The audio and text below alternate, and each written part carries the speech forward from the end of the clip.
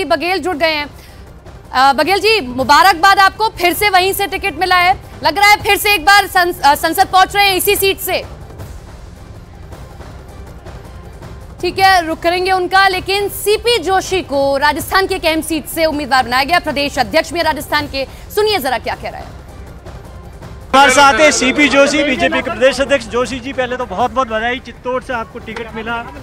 बहुत धन्यवाद। मैं इसके लिए पार्टी के शीर्ष नेतृत्व का मैं हृदय की गहराई से आभार प्रकट करता हूं कि उन्होंने फिर से मेरे जैसे एक सामान्य कार्यकर्ता को पार्टी प्रत्याशी बनाया, और मैं पार्टी के आशीर्वाद से और चित्तौड़ संसदीय क्षेत्र की जनता के आशीर्वाद से ये फिर से अवसर मिला है। 10 वर्षों तक सांसद रहने का अवसर मिला है, और आदरणीय प्रधानमंत्री जी के नेतृत्व में 10 वर्षों में जो विकास के आयाम स्थापित हुए हैं वो अकल्पनीय है।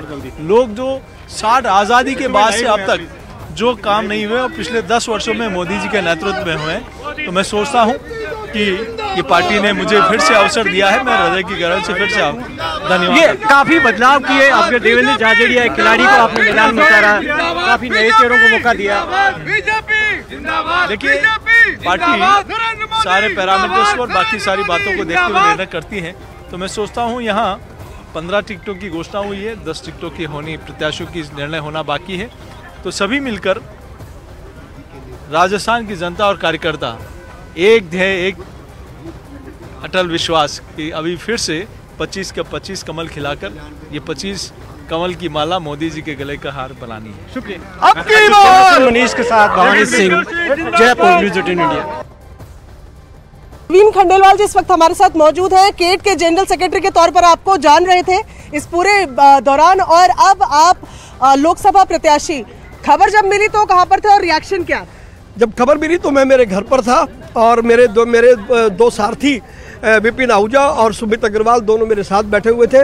और जब विनोद तावड़े जी ने नाम का अनाउंस किया, तो ये लगा कि एक बहुत छोटे से कार्यकर्ता को प्रधानमंत्री जी ने इस योग्य समझा, और उसके लिए उनका भी धन्यवाद, भाजपा नेता का भी धन्यवाद। अब की बार 400 पार, देश का व्यापारी पूरी ताकत से प्रधानमंत्री जी के नेतृत्व में अगला चुनाव जीतने जा रहा है। ठीक है, लेकिन इस बार आम आदमी पार्टी और कांग्रेस का गठबंधन है, और जिस सीट से खास तौर पर आपको लोकसभा प्रत्याशी बनाया, व्यापारियों का बहुत वहां पर वर्चस्व है, तो उसका फायदा आपको मिलेगा उन दोनों पार्टीज के खिलाफ। तो पहली बात तो जिस गठबंधन की आपने बात की वो बेमेल गठबंधन है, चोर चोर मौसेरे भाई, तो उसका तो कहीं कोई लेने देने दूर दूर तक नहीं है।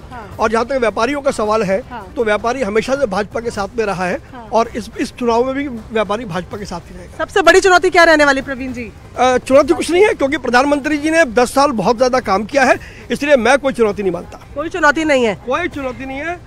हम रिकॉर्ड मार्जिन से जीतने वाले हैं। ठीक है, चांदनी चौक से डॉक्टर हर्षवर्धन रहे हैं, और काफी लंबे समय से कहीं दिल्ली की राजनीति का चेहरा भी रहे हैं।